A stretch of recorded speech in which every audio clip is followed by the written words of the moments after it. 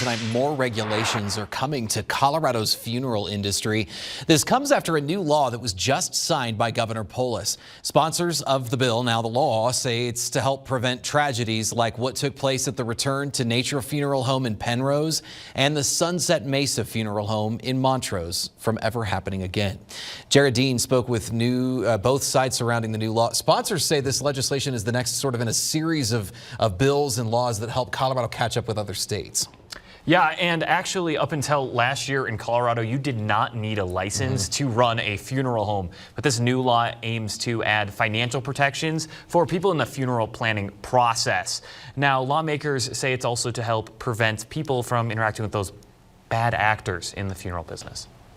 Incidents at Colorado funeral homes, including Return to Nature in Penrose, have received national attention. When a bill to increase regulations was introduced, it had bipartisan support in both the Senate and the House. It's important to me that the sponsors not just be Republicans and Democrats, but come from the four corners of the state, because we've all been impacted by horrific cases such as a Return to Nature or Sunset Mesa and Montrose. The new law makes it a crime for someone to abuse the funds given to a funeral home for pre-made funeral plans. This law bans funeral homes from using that money for anything other than the funeral service. Be very careful with the funds that you're given to by an individual that passes or their family. The new law also requires family members to arrange for a body's transportation in advance so they're aware where their loved one is. The law also expands the time requirement for an applicant who wants to become a funeral director to get a provisional license.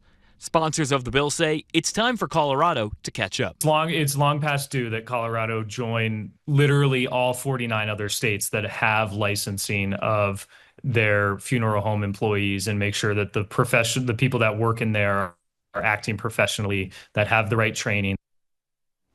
I reached out to several people who voted against this bill, including Senator Mark Baisley. He sent me a statement saying in part, quote, "I voted against House Bill 2512-17 primarily because it adds language to disallow pre-need contracts from including transportation of human remains or even preparing human remains for transportation." He goes on to say if the remainder of the bill offered new legislation that would improve consumer protections, I may have overlooked this industry imposition.